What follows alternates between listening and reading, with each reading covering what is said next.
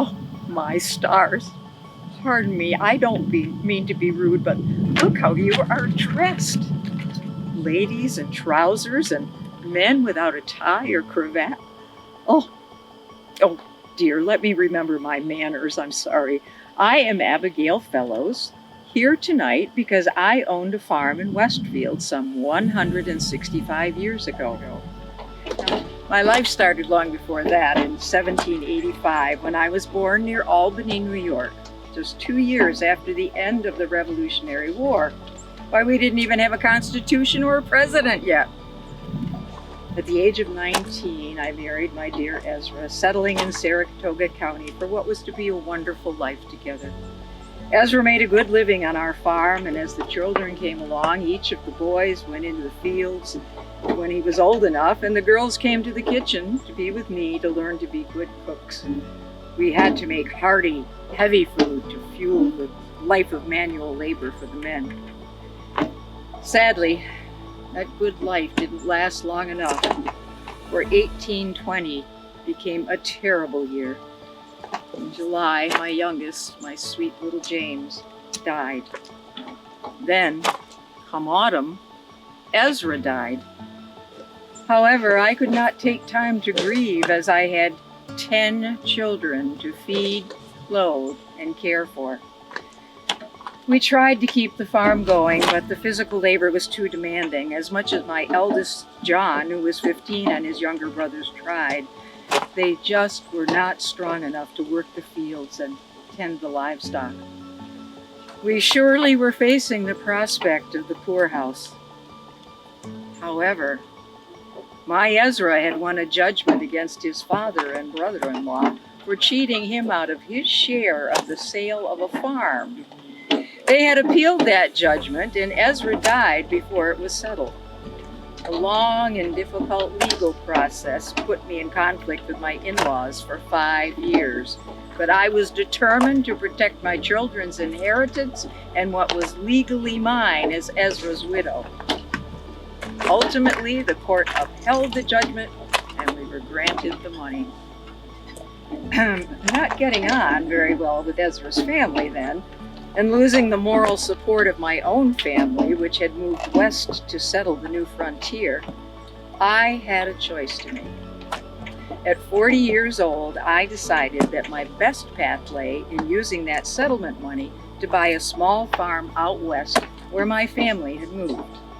So, we moved to the country's western frontier, which at that time was right here.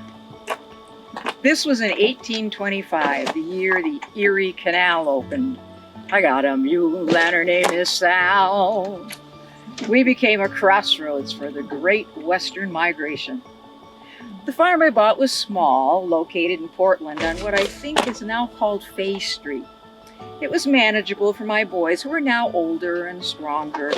However, I realized that the farm earnings were not enough to support us, so knowing that those westward travelers would need a place to stay and a place to eat, I became a person very rare in those days, a businesswoman who owned a tavern.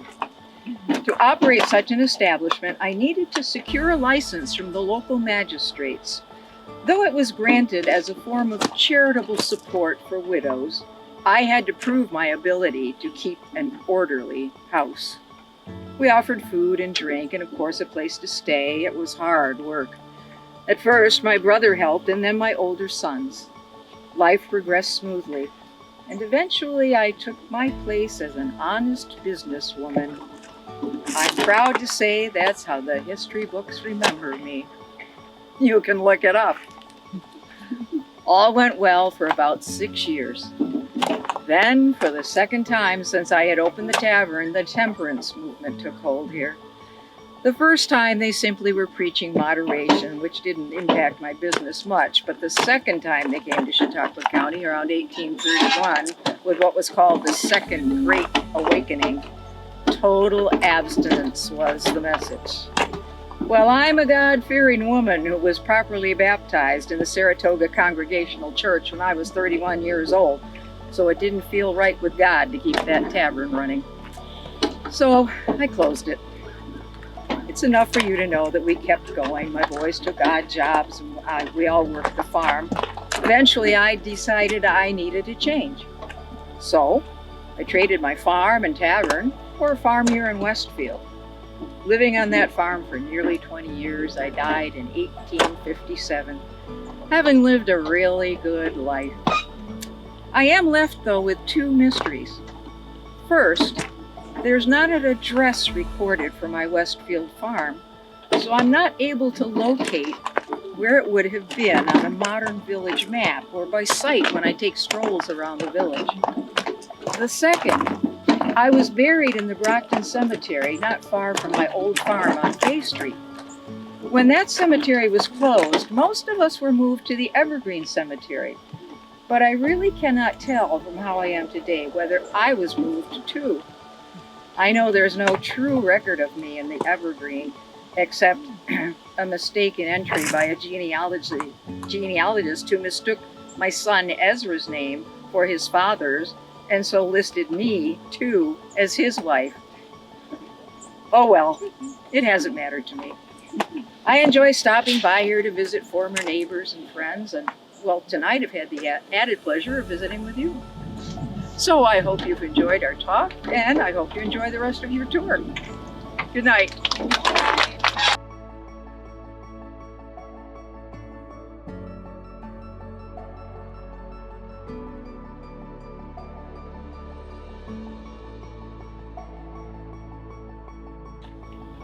Bonsoir, mes amis. Je m'appelle Albion Toucher. Comment allez-vous? I'm so sorry. I've just returned from France, where I was a consul for the United States in Bordeaux, and I gotta remember to speak English. Good evening, ladies and gentlemen. I am Albion Toucher, and I have returned to this area where I held many fond memories. It's more than wonderful to see all my friends here tonight. I'd like to share a few glimpses into my life and career that you may find perhaps interesting. I was born to a farming family in Ohio Reserve in 1838. My father was French, Francais, and my mother was Swiss. Sadly, I lost my mother when I was only 5 years of age. I was the sole surviving child from my parents. I was told I was a bit clumsy, and in a freakish accident lost an eye. This one's glass. Like many children, I was curious about life, and I enjoyed school. I'm told that I was a bit of an irritant to others due to my precociousness. Well, I went to Kingsville Academy in Ohio, where I met the love of my life, Emma Kilborn. From the academy, I went to the University of Rochester for 2 years, and this is where I became very interested in the aspiring individual whom I think you might have heard of him, Abraham Lincoln. I studied his positions on slavery and equality and equal treatment for all men. This was the pivotal point in my life. Well, as luck would have it, I ran out of money while I was at the university. And in 1861, I chose to enlist in the 27th New York Volunteer Infantry at the age of 23. I fought in a number of battles, but I was injured by our own gun carriage that was just going by, and I suffered a significant injury to my spine, and, well, even to this day, it gives me lots of trouble, and a reason for this very cane. Well, if that wasn't enough, after I returned from my back injury, I took a bullet in the hip. And then I was captured by the Southern forces in 1863 and was held at the atrocious Libby prison for 6 months. After release, I returned to Ohio and married my dear Emma. And then later on, years after that, we had a little girl named Amy. After the wedding, I returned to my regiment and fought in a number of other battles. During this time, I was able to observe the plight of the black men in the South. Well, it was apparent who was going to win. There was going to be a winning side, and that the slaves would be free, but it didn't make their lives better, equal, or given any opportunities to strive. Well, due to my disability, later in 1863, I was forced to resign my commission as lieutenant, and in the following year, I was admitted to the bar in Ohio. Over time, I took up the work of an attorney and returned to North Carolina due to my injuries, and the weather was quite nice there. There, I worked to assist in the reconstruction of the South after what is now known, as you may know, as the Civil War. I was not necessarily welcome there since I was called a carpetbagger. I had no business sticking my nose into the business of the former slave owners. It was here that I had to deal with things such as black codes, which denied the black man to vote, to serve on a jury, or to even testify against the white man. It was deplorable. After this so-called Civil War, a very horrid group from the Southern white supremacists came to Nashville, Tennessee, and formed the Ku Klux Klan. Well, they were directly opposed to my work, and they plotted my ultimate demise. We didn't get along well. Well, fortunately, I was tipped off and I was able to escape without harm to myself and to my family. Upon observing all these atrocities to former slaves, I penned a book called The Invisible Empire. Perhaps you've heard of it. Well, in 1868, I was elected to the Supreme Court as a judge in North Carolina, and I attempted to make change for inequality for over the 6 years I was in office. I was not popular even with the governor. I have to laugh at this. The governor was so upset with me, and pardon my French, but he called me a damnable Yankee carpetbagger and a vile wretch. I believe I irritated the man.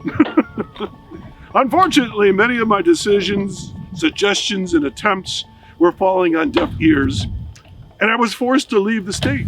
But I continued to write books and pamphlets and so on. Well, having left North Carolina after 14 years, I moved to Denver for 2 years and became the editor of the Denver Evening Times and invested in silver futures. I traveled about giving lectures here and there. Then in 1881, I found my dream home in Mayville, New York. It's just up the road from here. The house still stands, and it's a beautiful Italian-style home. Gorgeous. My wife and I lived there for a number of years, and then we rented it out. But here I continued my writing and attempted to have a quieter life, away from the dreaded Ku Klux Klan.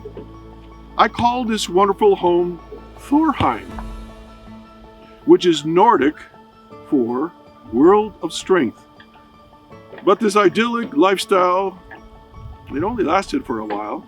My investments went bust, but fortunately I was able to endure financially from the royalties from my books. And 2 of them you may have heard of: A Fool's Errand, sounds like me, and Bricks Without Straw, and a whole lot of other books.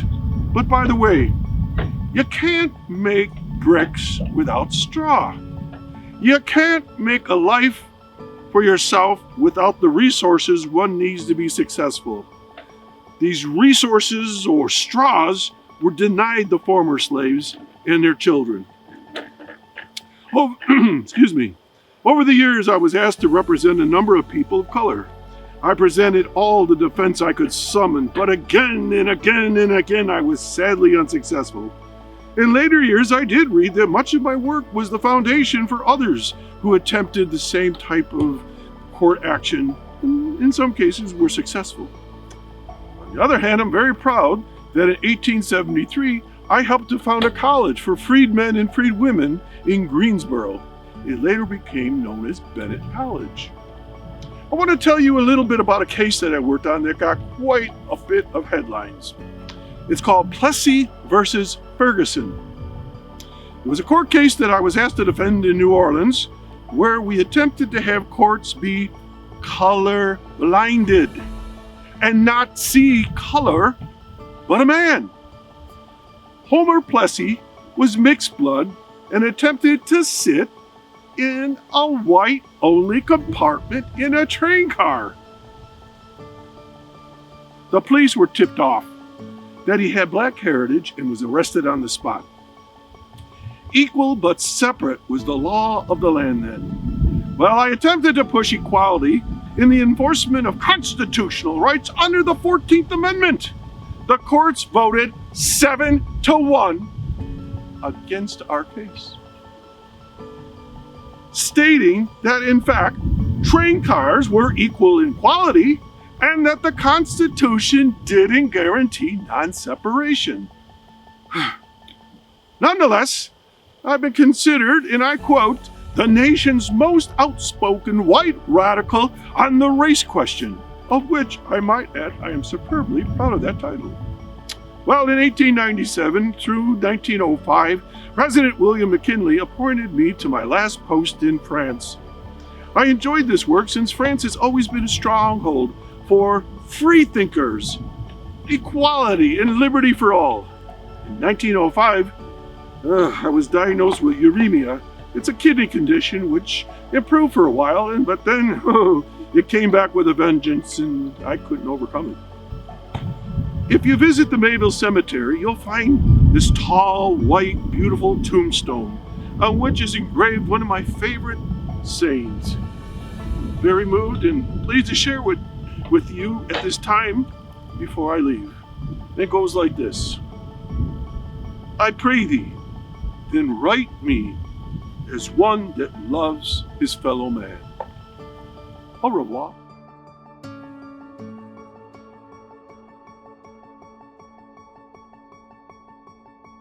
Hello. It's so nice to welcome you to my final resting place. My name is Anne McBride Northrup, and I was born 233 years ago in Lenox, Massachusetts. As devoted Presbyterians, my parents, William and Susanna McBride, immigrated to America from Ireland to escape economic hardship and religious discrimination. They were able to settle in Lenox, Berkshire, and bought a farm there.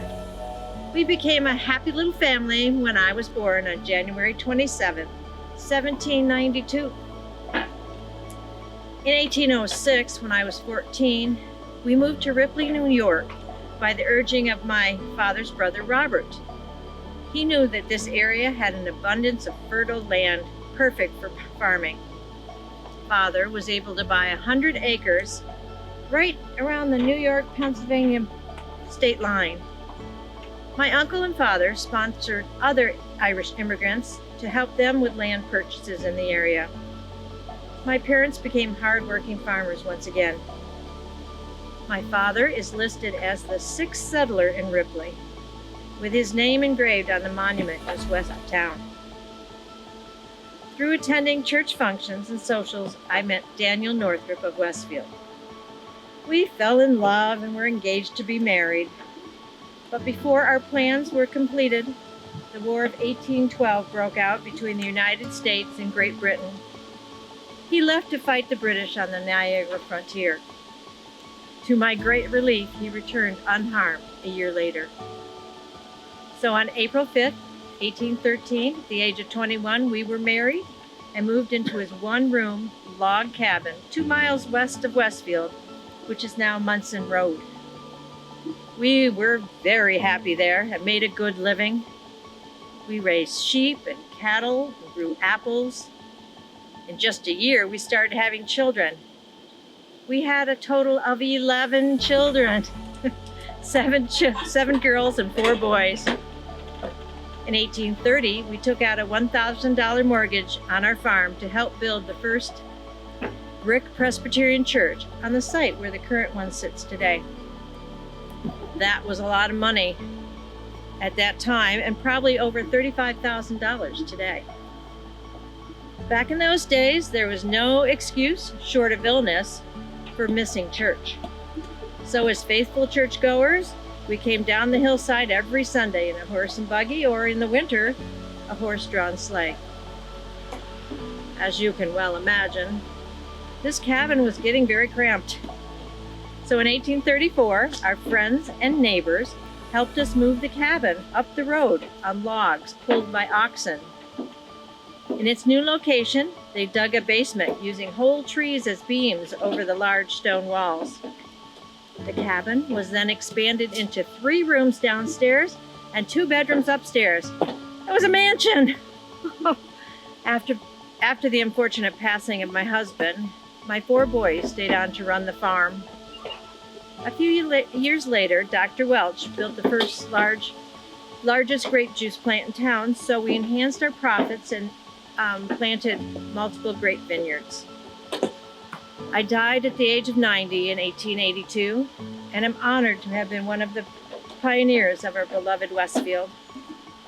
I am also proud that our 212-year-old home still belongs to now the 7th generation of Northrops.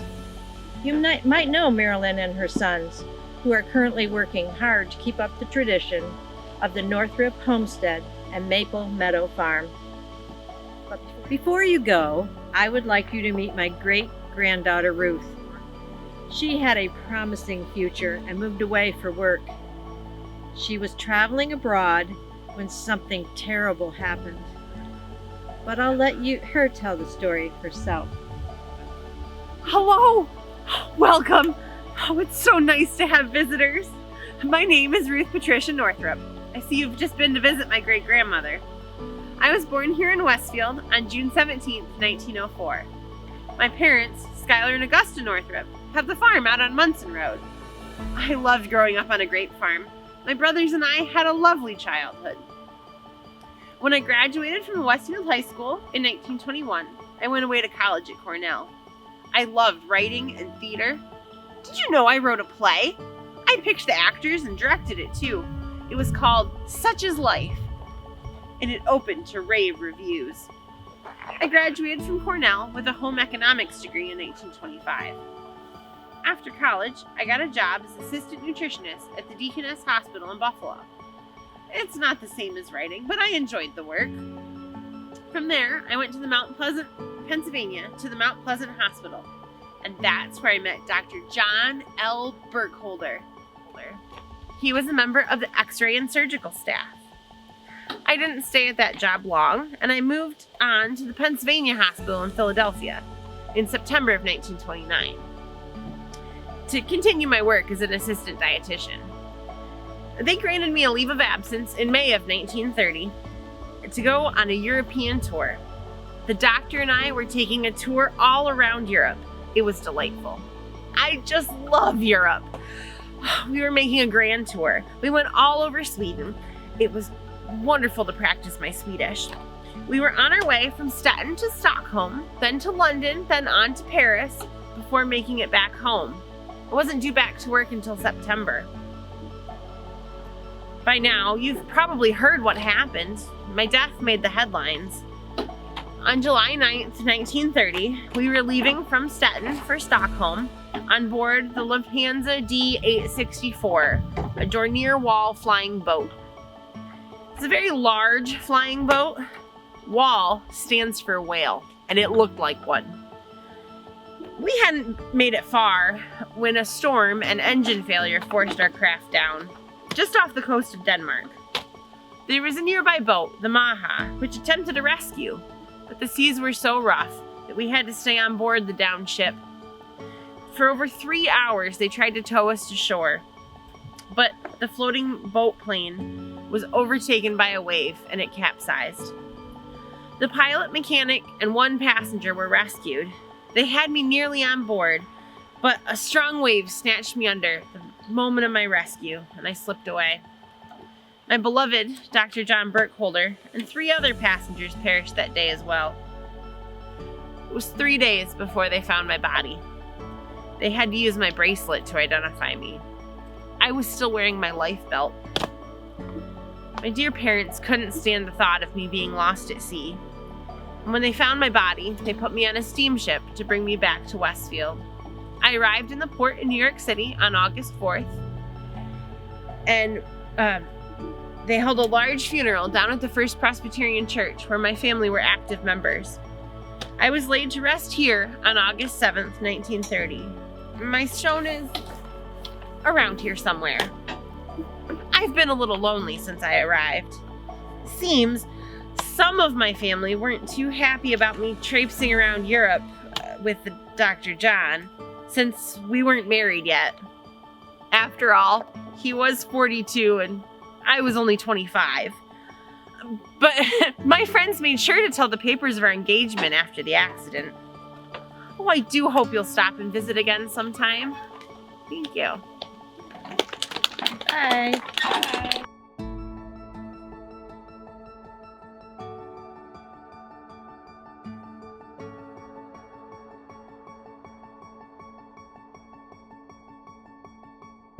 Good evening, ladies and gentlemen. Thank you for joining us this fine evening.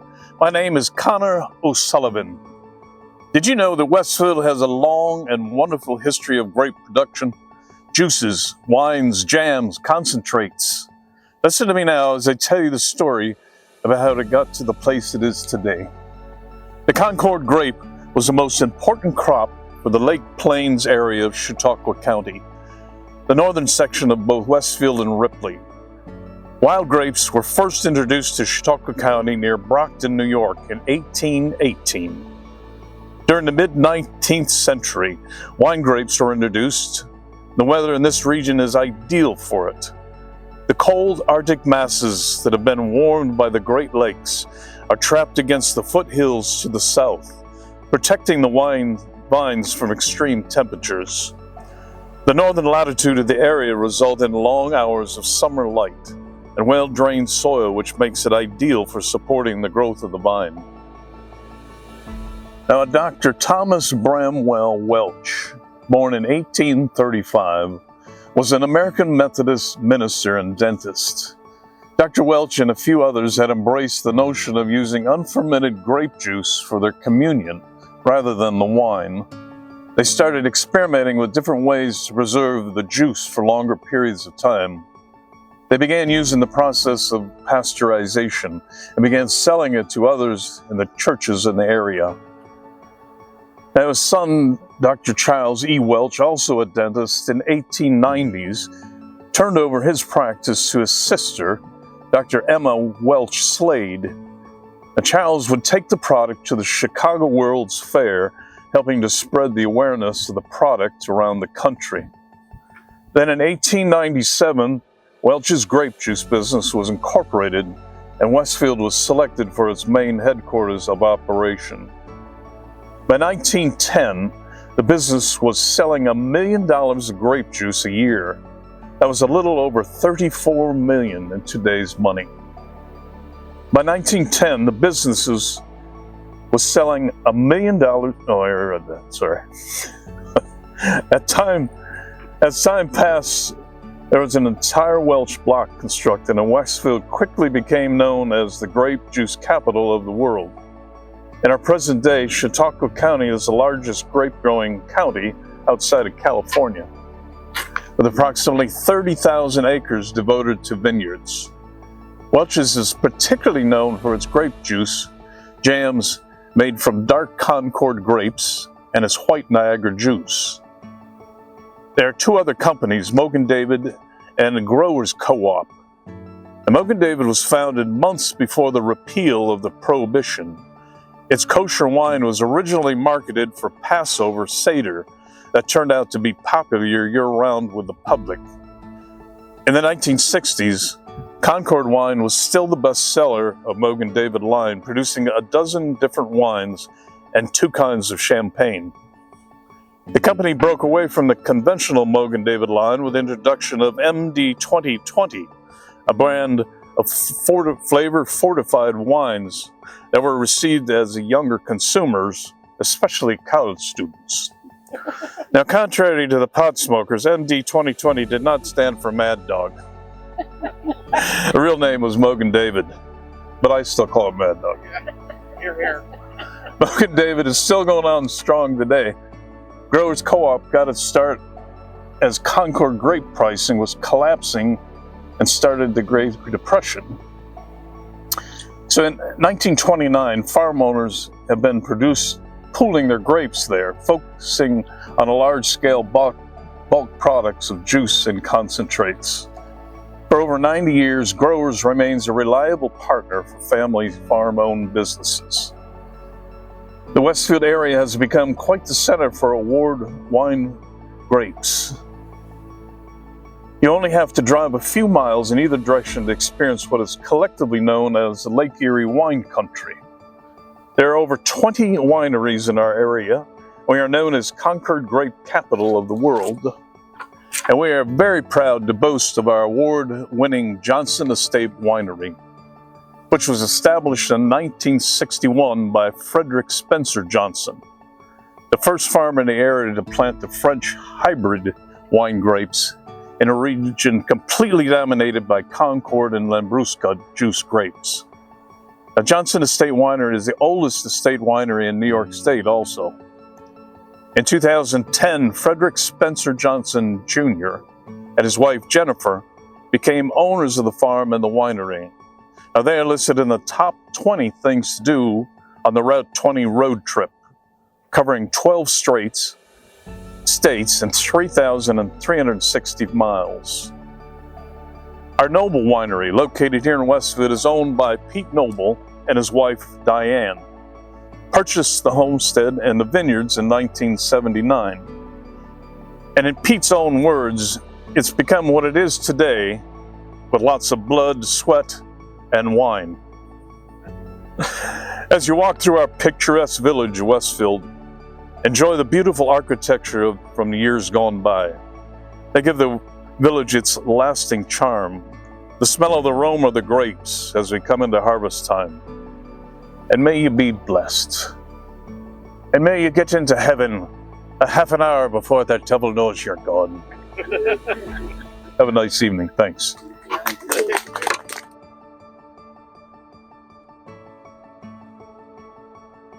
Good evening, ladies and gentlemen.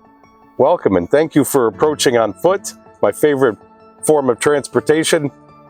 I've read Jules Verne and I was afraid you'd all come zooming in on those private rocket ships I'm sure you all own by now, am I right? I thought so. So allow me the courtesy of an introduction. My name is George Washington Patterson II, named after the father of our country, or at least the father of my country, that is to say my father, George Washington Patterson I. He and my mother, Hannah Dickey Patterson, welcomed me into this world on February 25th, 1826 in Leicester, New York. I was blessed with one sibling, my dear sister Hannah Whiting Patterson, though I assure you she needed no Roman numeral after her name to command respect. In 1841, our family settled right here in Westfield, New York, where I received my education at the old Westfield Academy, then at Lima Academy before I packed my trunk for Dartmouth College. There I managed to graduate with a Master of Arts in 1851. After a spell of legal apprenticeship in Buffalo, I returned to Westfield to partner with Waters and Patterson Manufacturing. We made shovels and hoes, tools that built the land and calloused the hands. A noble trade certainly, but let us be honest, it was dirty, sweaty work. Banking was where my true ambition lay, and compared to banking, where once chief labor is counting money and polishing spectacles, well, manufacturing felt rather grimy. Numbers never soil your cuffs. Restlessness is a family trait, and mine led me to Corning, New York, where my schoolmate John Hungerford and I opened the George Washington Bank. Now you may think that name to be a touch vain, but I assure you it was merely practical. Why, with a name like that, everyone would remember where they deposited their money. We launched with $50,000 in capital, a sum that today would have made us millionaires, although back in my day, it was just mostly ambition that drove us. By 1858, I had bought out John's share and found myself president of the bank. And let me tell you, nothing says success like having your own name on the stationery. Of course, success brings certain, let's say, complications. One November afternoon in 1868, while I was away on errands, a supposed government detective entered my bank and accused my young teller, George Eaton, of counterfeiting. Now, poor George was only 18 years old, but he was clever enough to lock the vault before the imposter pulled a revolver on him. The scoundrel snarled, "I want the money of this bank or I'll blow your brains out." Well, young George, handcuffed and terrified, told him to go right on ahead. A struggle ensued. and at last an unspoken agreement was struck: George's life in exchange for the robber's escape. Still handcuffed, George ran around Corning until he eventually found me. By then, of course, the would-be robber had escaped. I offered a $100 reward for his capture, but alas, it seems his career in crime proved more successful than mine eventually would be in banking. You see, by 1877, I was in deep trouble of my own making. I was charged with defrauding depositors, accused of luring people to place money in my bank when I knew the institution was failing. The star witness against me was none other than my own former partner, John Hungerford. It seems his business instincts were keener than my ethics, for testimony showed that I had known of our troubles for years. I was convicted of fraud and faced prison time. By God's mercy, my appeal overturned the conviction, provided I repaid 60 cents on the dollar. My home was sold at auction. My fortune vanished, and my reputation was buried deeper than I am now. Devastated but not completely discouraged, I gathered what remained of my family and I returned right here to good old Westfield. My father, ever generous, helped us to begin again. I joined St. Peter's Episcopal Church, where I served as vestryman, and later I presided over the Board of Water Commissioners, proof that even a disgraced banker can be trusted with water, if not with money. One of my proudest chapters was helping my sister Hannah to establish the Patterson Library, her great gift to the people of Westfield. She even named me as its first president. To be sure, I was better at cataloging books than I was at balancing ledgers. In time, illness claimed me. On April 24th, 1904, I departed this world, leaving behind my wife Frances and our 4 children, Catherine Louise, Hannah Whiting, Francis Todd, and George Washington III, because tradition must be obeyed. And so, here I stand, or rather hover, speaking to you now from beyond the veil. I will not pretend to have lived a spotless life. I climbed high, I fell hard, and I learned that a name, however noble, cannot guarantee honor. Yet I found grace in family, in faith, and in second chances. Thank you, my friends, for your kind attention this evening. You have made an old banker feel rich once more.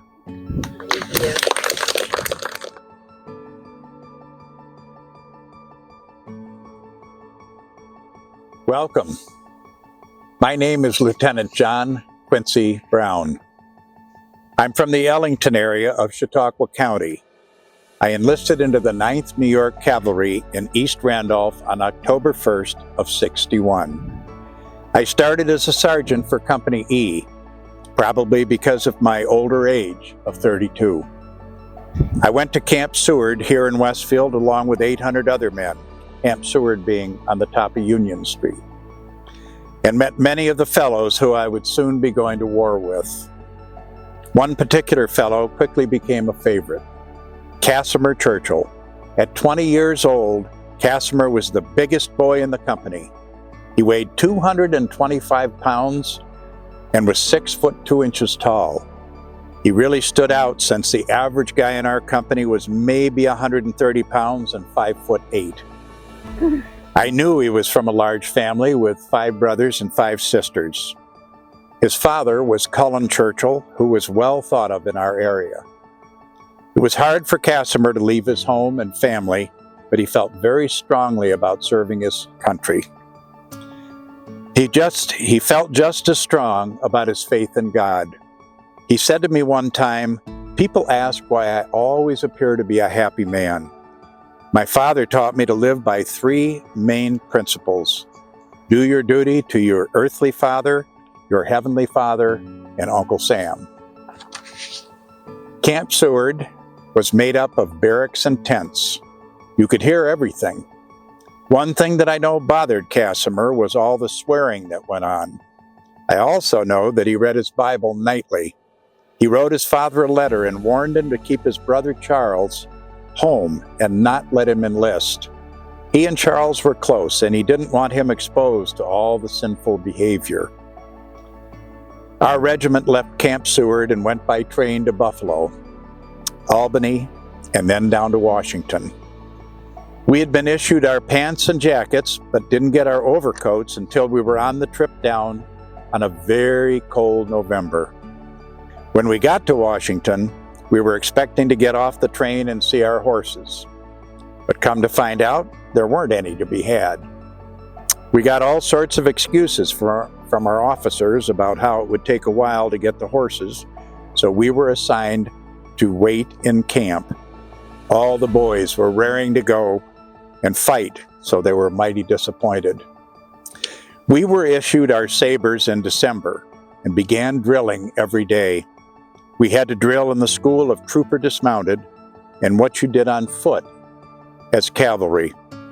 In March, Colonel Beardsley ordered 4 companies to join the artillery. He said it was just until we got our horses. The rest of us were assigned to guard baggage trains and move ammunition around. Our company was considered an emergency regiment. In June of '62, I was promoted to first sergeant. It was pretty nice to get that extra money. I was still close to the boys. Seems like I'd run into Casimir nearly every day. In May, we were on a march heading south, and the whole regiment was led by Company F. All of a sudden, they just stopped and wouldn't go any further. The officers rode up from the back and asked what the holdup was. Some of the men at the front told them they were done marching until they got their horses. One brave private said to Colonel Beardsley, "We signed on to be in the cavalry. You all lied to us." Finally, the colonel brought up another company of Irish boys and ordered them to lead the march forward. Company F gave in and returned to marching. Turns out General McClellan heard all about our little mutiny, and he said the 9th New York was filled with cowards and should be drummed out of the service. Well, let me tell you, that didn't sit well with the boys. But Colonel Hunt of the artillery stood up for us. He said his regular boys skedaddled when the Rebs were coming to take his cannons. But he said those boys from the 9th stayed at their posts, and I had them fire double-shot canister into the Rebs. That ended the attack and saved my cannons. Reuben Fenton, known as the soldier's friend, went to Secretary of War Stanton and said we should be given our horses. Mr. Fenton, God bless him, convinced Mr. Stanton to do just that. The 9th New York Cavalry was finally going to be a real cavalry. In June, we got the first load of horses, and the boys had quite a time learning to ride them. The farm boys did pretty well, but the boys in the city were a sight to see. One trooper got thrown right away and broke his leg, but we had our horses. Casimir was a natural on horseback. He had a great big gray gelding, perfect for him. I'd watch him doing drills, and he was clearly the best rider in the company. He'd already proved that he was the best shot with either pistol or carbine. He could hit a 1-foot target at 100 yards with a pistol. Now that we had our horses in training, we joined in Pope's campaign heading south. We fought hard in the retreat after the Second Battle of Bull Run. We were near Salem and White Plains, acting as skirmishers, when we ran into a hotbed of Rebs. Corporal Horde and a few others, along with Casimir, began to chase them. Just then, a group of Rebs came out of the woods and attacked our boys, shooting and killing the corporal and firing at Casimir and the others, who turned their horses and headed back to our own troops at a gallop, with a large group of Rebs after them.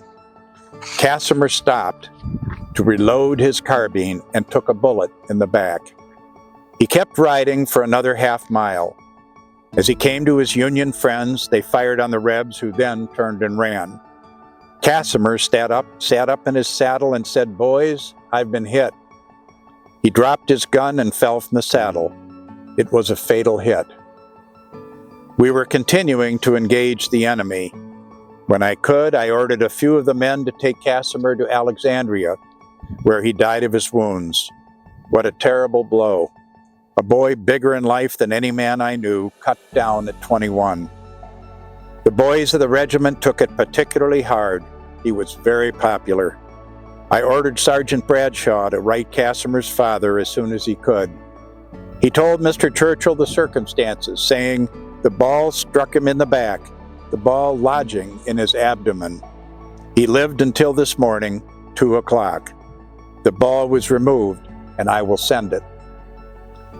As soon as we were free from battle, I took the time to write Mr. Churchill myself. I relayed all the information I knew. I told him where he could get Casimir's effects, as well as his pay from the government. It's a terrible duty to write a man about the death of his son. War is such an awful thing. Mr. Churchill sent me part of a letter that he wrote to his daughter Daphne, telling her the story of Casimir and his tragic death. In the letter, he said to her, "I have the bullet that killed your brother." He had a number of letters that he'd written over a period of weeks, and he quoted his son as saying, "Take the Bible for your guide. Let your habits be on the side of virtue, honor, and religion." That was Casimir. I went on to serve in more battles, first being promoted to first lieutenant and then to captain of Company B. We fought in the Battle of Yellow Tavern, where I was severely wounded. That was the battle where Jeb Stuart was killed, some say by shots from the 9th New York Cavalry. I succumbed to my wounds and died on July 18th, 1864. Thank you.